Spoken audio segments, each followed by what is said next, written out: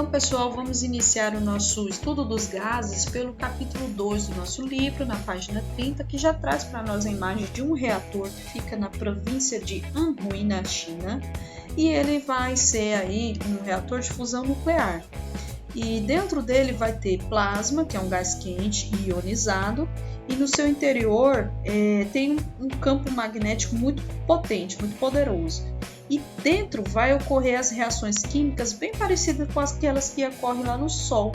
Isso é, quando os átomos de hidrogênio são aquecidos sob pressão, eles vão se juntar formando átomos de hélio.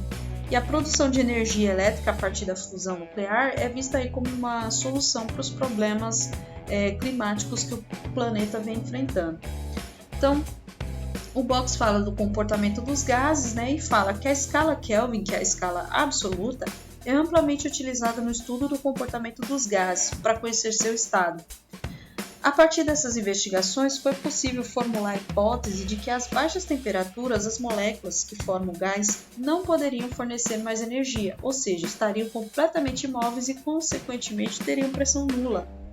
Mas, no entanto, foi observado que nas proximidades do zero absoluto a matéria se comporta de uma forma bem diferente, apresentando outras características, como um novo estado físico conhecido como condensado de Bose-Einstein. No extremo oposto, a altíssimas temperaturas, os gases que formam as estrelas também atingem outro estado, conhecido como plasma.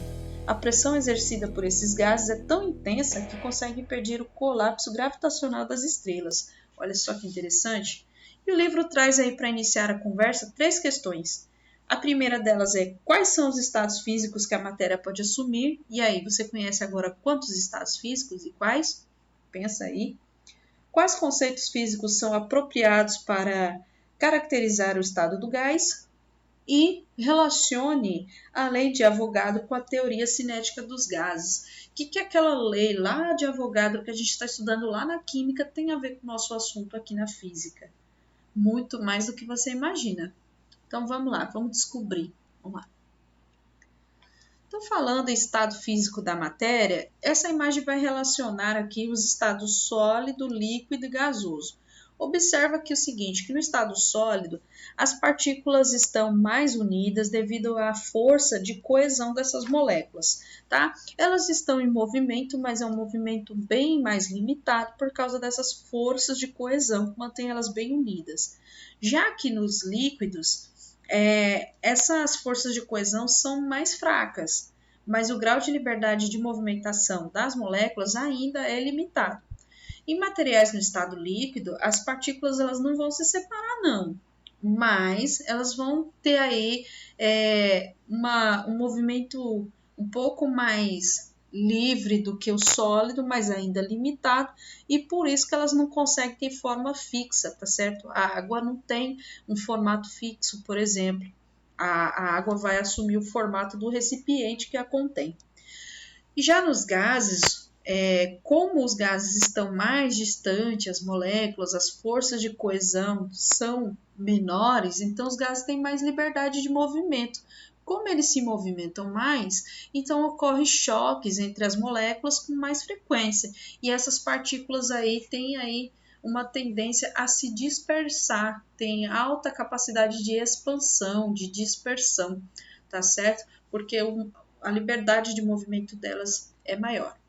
Então, as equações que nós vamos utilizar nesse conteúdo para estudar o comportamento dos gases, elas não vão fornecer para a gente valores exatos. Então, na tentativa de nos aproximar mais do valor exato, a gente estabelece algumas condições ou características de operação de um gás. Então, a gente diz o seguinte, que um gás ideal para a aplicação das equações é aquele gás que tem as seguintes características.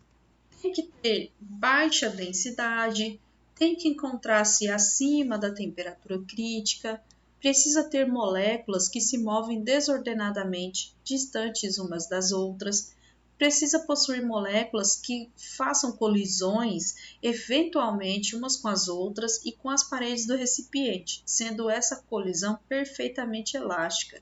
tá? Então, quando um gás tem esse comportamento aí, a gente diz aí que é o gás ideal, não é o gás real, mas nos aproxima aí de valores mais exatos nos cálculos. Então, falando sobre o estado gasoso, na maioria das vezes os gases não são visíveis, né? Mas a gente consegue comprovar sua presença por meio de alguns fenômenos. Por exemplo, a gente consegue perceber que o ar quente, que é menos denso, ele é responsável, por exemplo, pela flutuação de grandes balões. A gente consegue perceber também que os tubos fluorescentes têm um material gasoso dentro dele que, ao ser percorrido por uma corrente elétrica, vai emitir uma radiação ultravioleta que vai produzir luz visível ao incidir sobre o revestimento interno do tubo. Bom, para a gente compreender um pouco desse assunto, a gente precisa entender as variáveis de estado, que são as 3 variáveis que vão influenciar diretamente no estado de um gás, que é pressão, volume e temperatura. Temperatura necessariamente em Kelvin, porque a gente vai trabalhar sempre com a escala absoluta, tá certo? Então, se você pegar um problema com escala Celsius, você precisa converter para Kelvin.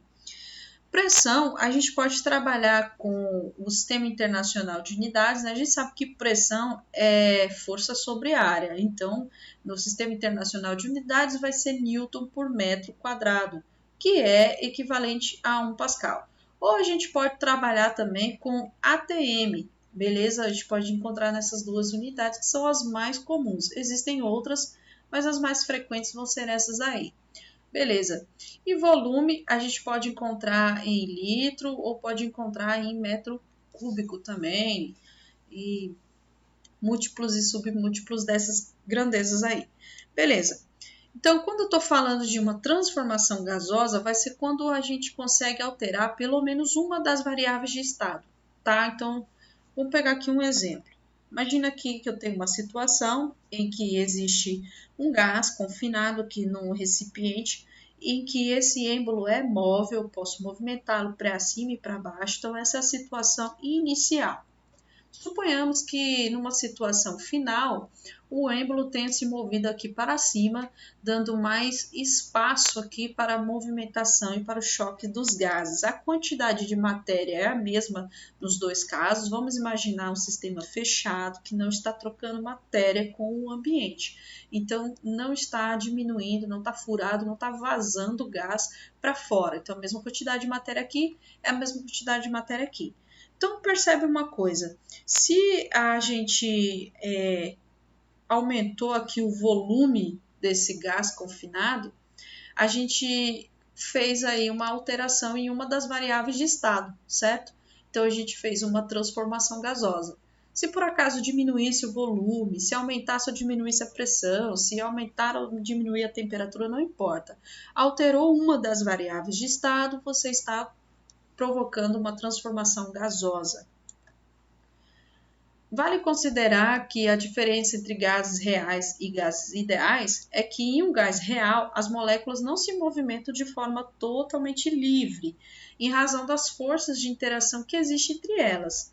Já no gás ideal, só há interação entre as moléculas quando elas se chocam. Então a gente considera aí um choque efetivo, o que ocorreria em uma interação entre as moléculas num gás ideal. Vamos voltar no assunto das transformações gasosas, que podem ser 3. Pode ser isotérmica, isobárica ou isovolumétrica, que também é chamada de isométrica ou isocórica. A gente sabe que iso é prefixo para igual, tá certo? Então, alguma coisa vai se manter igual. Então, isotérmico, a temperatura do sistema permanece constante. Então, ó, é igual temperatura. Temperatura não se modifica. Então, lembra que eu vou fazer transformação gasosa? Eu posso mexer em temperatura, pressão ou volume. Numa transformação isotérmica, eu estou mexendo em pressão e em volume. Temperatura eu não mexo, tá? Ou pode ser uma transformação do tipo isobárica, que é aquela em que a pressão é constante, então é igual em pressão, tá certo? Então, o que eu vou alterar aqui numa isobárica? Bom, eu vou alterar a temperatura e vou alterar volume, mas a pressão se mantém constante. E numa isocórica ou isovolumétrica? O nome já diz, né? Eu vou manter aí o volume. O que eu posso mexer então? Eu posso mexer na pressão, posso mexer na temperatura. O volume permanece igual, tá certo? Para cada uma vai exigir aí uma equação que tem uma relação entre as três. A primeira delas, né, a isotérmica, que a gente chama de lei de Boyle, vai dizer o seguinte: a pressão exercida por um gás ideal é inversamente proporcional ao seu volume. Então, a gente tem aqui numa figura um aparelho que tem uma bomba pneumática, né? Tem um manômetro e um tubo de vidro que tem um óleo e gás aqui dentro, utilizado aí para poder fazer transformações isotérmicas para demonstrar a lei de Boyle. Quando você aciona a bomba, a pressão se transmite à coluna de óleo no tubo de vidro, no qual, por sua vez, vai alcançar uma altura maior. Então, você começa a acionar a bomba, vai aumentando aqui a coluna de vidro. Consequentemente, o volume ocupado pelo gás vai diminuir. O manômetro vai ser usado nesse caso para medir a pressão aplicada. Então, a lei de Boyle, resumindo, vai me dizer o seguinte, que quando eu tenho uma pressão multiplicada por um volume, o valor dessa multiplicação vai ser constante, tá certo?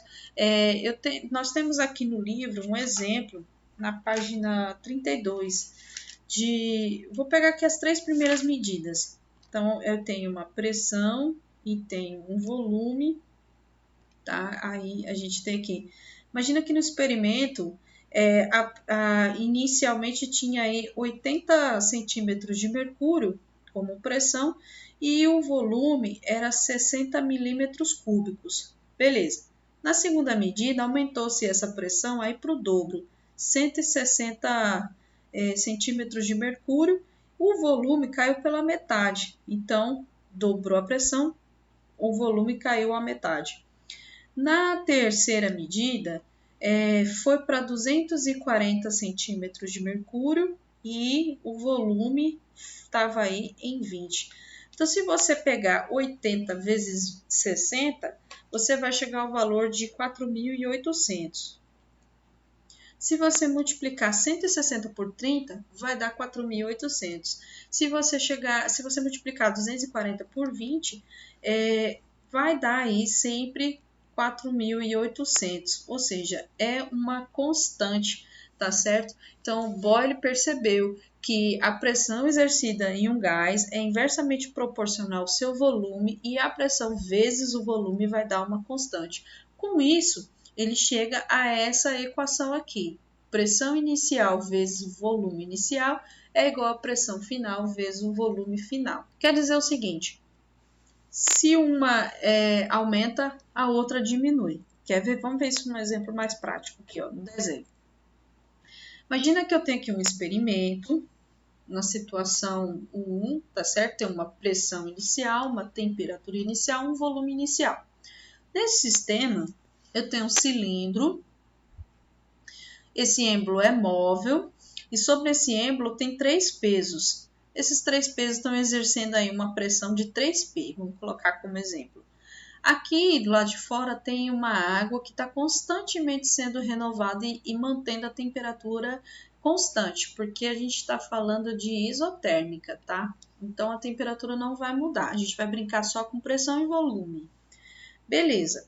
Considere que o experimento foi esquematizado de uma forma que, no início, a gente tinha aí 3P como pressão e tinha um volume. Se aqui no segundo momento a gente diminui a pressão para 1/3, ao invés de usar 3 pezinhos, a gente usa um só. Então, a pressão ela agora é 1/3 do que tinha. O volume é 3 vezes maior. Então, quando eu aumento a pressão, eu diminuo o volume. Quando eu diminuo a pressão, eu aumento o volume, tá certo? Eu posso pensar também o seguinte, quando eu tirei o pezinho daqui, 2 pezinhos daqui, a pressão diminuiu e logo o volume aumenta, porque as moléculas que estão aqui têm mais espaço para se movimentar, então o volume vai, o gás, como tem alta capacidade de expansão, ele vai se expandir e ocupar todo o recipiente. Os gráficos das transformações isotérmicas vão sempre gerar esse tipo de curva, tá? Ele é diferente das outras transformações, ele gera hipérboles. E você pode observar que um eixo é de pressão e o outro é de volume. A temperatura é constante e você pode observar que quando a pressão diminui, o volume está aumentando, tá certo? Então, pelo gráfico também a gente consegue tirar a relação matemática de inversamente proporcional. Vamos à transformação isobárica. Bom, esse tipo de transformação, a isobárica, é aquela em que a pressão não se altera. Então, a gente tem pressão constante, lembra? Foi estudado por Gay-Lussac e por Charles também. E aqui pelo gráfico a gente já consegue ver que é diferente da isotérmica. Olha só, enquanto o volume está aumentando, a temperatura também. Então é diretamente proporcional. Temperatura e volume são diretamente proporcionais. Então, se um aumentar, o valor do outro aumenta. Então, o gráfico vai gerar retas, diferente do outro que gerava curvas, né? Esse tipo de transformação a gente chama de lei de Charles e Gay-Lussac, porque são dois cientistas que estavam estudando a mesma coisa, chegaram à mesma conclusão em momentos e lugares diferentes. E essa lei diz o seguinte: o volume ocupado por um gás é diretamente proporcional à sua temperatura absoluta em kelvins. Então, o volume vai ser uma constante vezes a temperatura. Considerando o estado inicial A e o estado final B de um gás ideal sofrendo uma transformação em que a pressão não muda, a gente vai então ignorar a pressão na fórmula, a gente vai usar só volume e temperatura. Então é diretamente proporcional. Se o volume de A aumentar, a temperatura de A também aumenta. Então é diretamente proporcional. Vamos ver aqui no esquema uma transformação isobárica. Imagina que eu tenho aqui um recipiente com um êmbolo móvel, com uma pressão, a gente vai considerar como a pressão valendo 3P, e aqui também, porque é isobárica, a pressão não muda. Imagina o seguinte: se a temperatura do sistema gasoso duplicar, aumenta aqui o dobro, então o volume também aumenta o dobro, tá certo? A gente pode pensar nisso como o grau de agitação das partículas. Temperatura não é uma grandeza que mede o grau de agitação das partículas? Se eu elevo a temperatura, eu estou elevando aí a agitação dessas partículas. Elas vão se movimentar aí com mais velocidade. E quanto mais se movimentam, mais elas vão se afastando umas das outras. E por isso que elas vão aí ocupando volumes maiores. Então, é diretamente proporcional. Se a temperatura cair a metade, o volume também cai a metade. Se a temperatura aumentar 3 vezes, o volume triplica também. E já uma transformação isovolumétrica é aquela que a gente sabe que o volume é constante. Então, a gente não vai considerar volume para essa equação, a gente vai considerar só pressão e temperatura. Mas é basicamente o mesmo esquema do anterior, ó. A pressão está aumentando, o volume também está aumentando, o gráfico vai gerar retas. Aqui temos um experimento, né? Um esquema aqui de um dispositivo que dá para fazer experimentalmente e comprovar essa lei aí da transformação isovolumétrica. Então é o seguinte, o termômetro mede aqui, eu tenho um termômetro, ele mede a temperatura de uma água que está aqui em banho-maria, e essa temperatura da água é igual à temperatura do gás, tá? Tá em equilíbrio térmico e entre a água e o balão de vidro aqui. E a massa do gás. O gráfico vai mostrar então como que a temperatura varia em função da pressão medida aqui no manômetro. Então é diretamente proporcional, tá certo? Se é diretamente proporcional, logo eu vou considerar só pressão, né, e temperatura. Então, a pressão 1 sobre a temperatura 1 vai ser igual à pressão 2 sobre a temperatura 2. Então, ainda sobre a transformação isovolumétrica, que é a lei de Charles, para transformações a volume constante. A pressão do gás é diretamente proporcional à sua temperatura absoluta em kelvins. Então, a pressão é igual a uma constante vezes a temperatura. Aí a gente vai chegar a essa equação aqui. P1 sobre T1 é igual a P2 sobre T2. Professora, então são muitas fórmulas, como é que eu faço para lembrar? Aqui a gente sintetiza todas. Numa transformação isotérmica, eu ignoro temperatura, então só tem pressão e volume. Numa isocórica, eu ignoro o volume, então só tem pressão e temperatura. Numa isobárica, eu ignoro a pressão, então só tem volume e temperatura. Agora a gente pode relacionar as três. Olha só, P1V1 não é igual a P2V2? É esse pedaço aqui? Então eu posso pegar esse pedaço aqui, juntar com esse pedaço aqui e juntar com esse pedaço aqui. Então, ó, P1V1 é igual a P2V2, essa parte aqui dessa equação, dividido por T, porque P1 sobre T é igual a P2 sobre T, aqui. E também V1 sobre T1 é igual a V2 sobre T2. Então, tá aqui. Então, essa é a lei geral dos gases. É uma junção das três equações. É bastante útil, tá? Alguns estudantes chamam de PVT-Pavotó, porque usam o I para inicial, né? Então, fica pressão inicial, volume inicial, temperatura inicial, aí pressão final, volume final, temperatura final. PVT-Pavotó. Uma maneira de lembrar, né? Vale a pena. Vamos colocar isso no exercício para a gente poder compreender isso aqui na forma matemática. Então vamos lá. O pneu de um automóvel foi regulado de forma a manter uma pressão interna de 21 libras-força por polegada quadrada, a uma temperatura de 14 graus Celsius. Durante o movimento do automóvel, no entanto, a temperatura do pneu elevou-se a 55 graus Celsius. Determine a pressão interna, correspondente em libras por polegada quadrada, desprezando a variação do volume do pneu.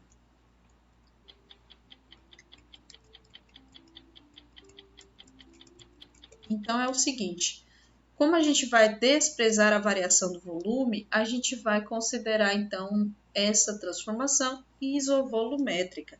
A gente vai trabalhar só com pressão e só com temperatura, esquece volumes. Beleza, então a gente vai para aquela fórmula seguinte, a pressão sobre temperatura de antes tem que ser igual à pressão depois sobre a temperatura depois. Mas sobre a temperatura, a gente tem que considerar que a gente tem só escala Celsius e precisa transformar para Kelvin, né?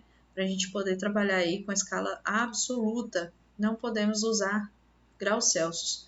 Então, eu sei que a temperatura em Kelvin vai ser a temperatura em graus Celsius mais 273.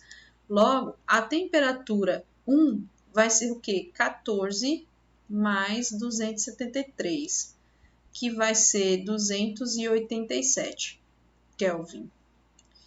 E a temperatura 2 vai ser 55 mais 273, que vai ser igual a 328 Kelvin. Ok, então a gente substitui aqui a fórmula para poder encontrar o que a gente quer, que é o valor da pressão final.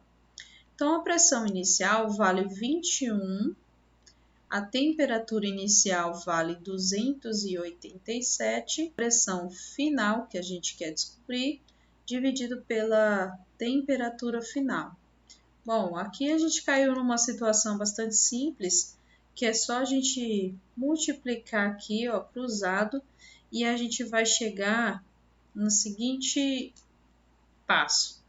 21 vezes 328 dá 6.888, dividido por 287 P2. Logo, a pressão final será igual a 6.888 dividido por 287. E isso vai dar 24 libras por polegada ao quadrado. Bom, a gente viu nos slides anteriores que se a pressão aumenta, a temperatura também aumenta. O problema está falando que houve um acréscimo na temperatura, então a pressão tem que aumentar. E de fato aumentou. Valia 21 e agora vale 24. A lei geral dos gases é válida para um gás cuja massa é constante. Para isso, o físico francês Clapeyron estudou o comportamento de massas diferentes e gases diferentes. E aí ele concluiu que a constante da lei geral era proporcional ao número de moléculas do gás. Então aqui vai entrar duas grandezas novas, o número de mols e a constante universal dos gases. Essa constante universal dos gases, ela é uma constante que vale para todos os gases, por isso que a gente chama de universal. E ela pode se apresentar de duas formas, assim, valendo 0,082 atm vezes litro barra mol vezes Kelvin, ou ela pode se apresentar assim, valendo 8,31 Joule barra mol vezes Kelvin. Essa forma aqui está de acordo com o Sistema Internacional de Unidades, porque ele vai considerar aqui a pressão em Pascal. A gente sabe que a pressão é Newton por metro quadrado, então vai usar aí as grandezas de acordo com o Sistema Internacional. Mas também pode aparecer nessa forma aqui, ó, em atm vezes litro. Então, vai usar aí o volume em litro e não em metro cúbico, né? Por mol vezes Kelvin. O mol e o Kelvin não mudam, tá? São grandezas aí que não vão mudar. Você sempre vai trabalhar com mol e com Kelvin. Agora, a pressão a gente pode de vez em quando ter que fazer algum tipo de conversão. E sobre o número de mols, a gente vai buscar uma ajuda lá na química, que a gente já aprendeu que o número de mols é a massa dividido pela massa molar. Assim eu encontro um número de mols de um determinado composto ou gás, né? No caso aqui, para o nosso estudo, vai ser de algum gás. E a gente precisa lembrar também que mol a gente precisa lembrar lá do conceito da constante de Avogadro. Um mol tem um valor fixo, definido, igual uma dúzia, igual uma centena, igual uma dezena, né? Quando eu falo uma dúzia, eu estou falando de 12 unidades de qualquer coisa que seja. O mol também. O mol é um valor definido e ele vale aí pela constante de Avogadro aproximadamente, tá? É um valor aproximado, 6,02 vezes 10 a 23 quantidades de qualquer partícula. Se eu estiver falando de moléculas de um gás, é essa quantidade aí de moléculas de um gás. Belezinha, pessoal? Olha a química aí contribuindo para o nosso conhecimento em física. A equação de Clapeyron vai falar então que as variáveis de estado, pressão, volume e temperatura, contendo o número de mols de um gás, estão relacionados pela equação de estado dos gases perfeitos, a famosa PV igual a nRT. Essa equação vai falar então que a pressão vezes o volume, a pressão vezes o volume vai ser igual o número de mols vezes a constante universal dos gases vezes a temperatura. E essa temperatura obrigatoriamente tem que estar em Kelvin. Beleza? Eu gosto muito de homenagear o professor Pedro Vitor para lembrar dessa fórmula, porque ele é um treinador de handebol e futsal e gosta muito de treinar seus atletas. Então, como ele quase não para em casa e gosta muito de estar presente nos treinos, eu costumo dizer que Pedro Vitor não rejeita treino. É uma maneira de lembrar aí do PV igual a nRT, a equação geral dos gases perfeitos. Vamos colocar isso em prática, então, para fechar nossa aula, tá certo? Vamos lá. Essa questão, ela exige uma série de passos e bastante atenção. Não é difícil, mas a gente precisa fazer algumas conversões para chegar à resposta final. Vamos lá. Ela diz o seguinte: o hélio, depois do hidrogênio, é o gás mais leve que existe. Dentre suas diversas aplicações, ele é utilizado para encher balões que transportam à atmosfera instrumentos de pesquisa. Um balão com 2 litros de capacidade, ao se elevar do solo, contém 0,40 gramas de hélio a temperatura de 17 graus Celsius. Nessas condições, a pressão exercida pelo gás no interior do balão é aproximadamente quanto? Pausa o vídeo e tenta solucionar sozinho. E aí, conseguiu? Vamos então identificar as grandezas que a gente tem. A gente tem aqui, ó, 2 litros de capacidade. Isso aqui é volume. A gente já está num pé das coisas em que a gente tem que saber o que representa cada unidade de medida. Litro é volume, beleza? A gente tem aqui 0,40 gramas de hélio. Observa, a gente não tem número de mols. A gente tem uma massa de hélio. A gente tem 0,4 gramas de hélio. Não é número de mols, o que vai ser um certo problema. Vamos ter que resolver isso aqui. E a gente tem também uma temperatura, mas ela está dada em graus Celsius. E a gente precisa achar ela em Kelvin. Mas a gente sabe que 17 graus Celsius mais 273 vai dar a temperatura em Kelvin, que vai ser 290 Kelvin. Beleza. Então, a gente sabe que para a gente encontrar aí a pressão, a gente vai precisar usar a nossa fórmula PV é igual a nRT. Olha só, eu não sei a pressão, quero encontrar, eu sei o volume, o número de mols eu preciso tirar dessa informação da massa do hélio, o R é uma constante, tá fácil, e a temperatura eu tenho. Então, bora descobrir aqui qual é o número de mols primeiro para depois jogar na equação dos gases. Bom, como é que eu vou descobrir então, professora, o número de mols do hélio? Olha, lá na química, nas nossas aulas de grandezas químicas, a gente aprendeu que o número de mols é dado pela massinha dividido pela massa molar, certo? Certo, professora. Então, o número de mols vai ser a massa, que é 0,40 gramas de hélio, dividida aí pela massa molar. Caramba, quanto que é a massa molar do hélio? Olha, você vai lá na tabela periódica e consulta.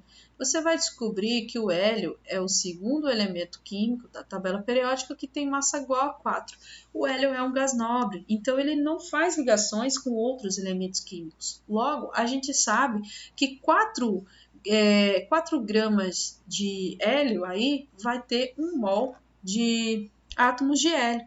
Então, a massa molar do hélio vai ser 4 gramas por mol, tá certo? O resultado, aqui o espaço foi pouco, mas o resultado disso vai ser 0,1 mol. Vai ser 0,1 mol. Grama, a gente passa a faca com grama e vai sobrar para a gente 0,1 mol. Beleza, achei o número de mols. Agora eu posso substituir aqui no PV igual a nRT. Mas antes, vamos ainda melhorar essa cara dessa equação. Eu não quero pressão sozinha? Quero. Então, pega o volume e joga para o outro lado da equação como uma multiplicação, aliás, divisão.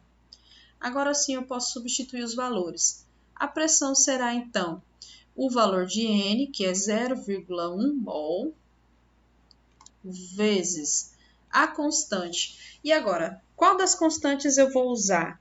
A que está no Sistema Internacional de Unidades ou a que considera a pressão em ATM e o volume em litros? Olha, como eu tenho aqui o volume dado em litros nesse problema, então esse texto já está me direcionando para usar o valor da constante sendo 0,082 ATM vezes litro dividido por Kelvin vezes mol, tá certo? Por causa desse litro, porque eu tenho aqui volume em litro. Então, não compensa eu usar uma constante que está fora aí das outras grandezas para eu ter que estar convertendo depois. Então, vou usar essa constante aí. São valores, é o mesmo valor, na verdade, mas é porque quando você faz a conversão entre as grandezas, você acaba tendo um valor numérico diferente, mas representa a mesma constante, tá? Então, 0,082 ATM vezes litro. Tá vendo esse Kelvin vezes mol? Eu vou subir tudo aqui para a primeira linha como Kelvin a menos 1, mol a menos 1. Tá? Para facilitar minha vida aqui na hora de identificar a grandeza final. Vezes a temperatura, que é 290 Kelvin. Beleza. Tô esquecendo de alguma coisa? Tô, porque tudo isso é dividido por 2,00 litros. Beleza. Então, vamos lá. Se eu multiplicar 0,1 vezes 0,082 vezes 290 e dividir por 2, eu vou chegar ao valor de 1,189, que eu posso arredondar para 1,19 atm. Como é que eu sei que a unidade final vai ser atm? É só eu sair passando a faca em tudo que for possível aqui, ó. Olha só, esse mol eu corto com esse mol. Esse Kelvin corto com esse Kelvin. Esse litro com esse litro e tcharam, sobra atm para mim. Então, usamos aí a constante correta, tá certo? Pessoal, eu vou ficando por aqui. Espero que essa aula tenha servido de porta de entrada para esse assunto na vida de vocês e que daqui para frente vocês busquem mais conhecimento através de novos vídeos, leitura do livro didático, resolução de exercícios e fazendo todas as atividades propostas. Vão em busca do conhecimento que é de vocês de direito. A gente acredita em vocês. Beijos e fiquem bem.